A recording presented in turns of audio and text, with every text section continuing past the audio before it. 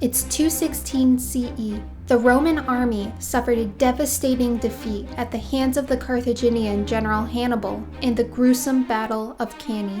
An estimated 50 to 70,000 Roman soldiers perished in the battle, plunging the citizenry of Rome into a panic. People feared for their lives. Many women and children wailed on the streets for their lost loved ones. A desperate need arose to calm the public.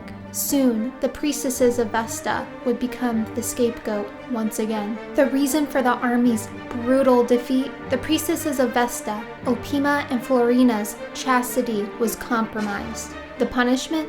Buried alive. The Vestal Virgins were priestesses of the revered Roman goddess Vesta, the virgin goddess of the hearth, home, and family in Roman religion. 6 priestesses dedicated themselves to the service of Vesta for a remarkable 30-year term, unless of course their lives were prematurely cut short. The Vestals played a significant role in the religious and civic life of ancient Rome. The Vestal Virgins' primary duty was to look after the sacred fire of Vesta, which was not allowed to go out, and when it did, great consequences came. The fire symbolized the eternal life of the Roman state, and when the flame went out, it casted an ill omen upon all of Rome. The Vestals' duties included preparing ritual meals, performing rites on various occasions, preserving important Roman religious artifacts, and fetching water from a sacred spring, as city water was not pure enough to touch their lips. The priestess's purity was of the utmost importance,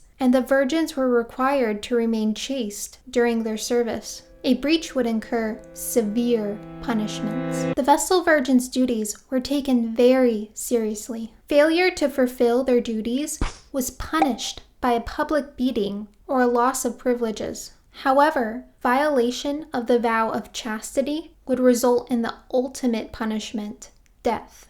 Yet the Romans abided by a peculiar prohibition. It was forbidden to spill the blood of a Vestal Virgin. Consequently, a macabre solution was devised. The Vestal would be entombed alive with enough food, water, and light to last a few days. This way of punishing them to an inevitable death with no bloodshed absolved the Roman people of guilt. Fortunately, only a handful of Vestals suffered such a cruel fate. The gravity of the punishment left some accused of misconduct choosing their own demise through suicide, rather than facing the horror of being buried alive. It was a great honor to become a Vestal Virgin, and many came from aristocratic families. The selection process was rigorous and involved strict criteria. The Vestals were chosen by the chief priest. The chosen girls had to be between the ages of 6 and 10, have both parents alive, and be free from physical and mental defects. They came from freeborn and respectable parents, though later the daughters of freedmen were eligible when commitment of priesthood was seen as a less favorable life. The Vestal Virgins were considered among the most powerful and influential women in Rome, and with that power came great privileges unmatched by most women in Roman society.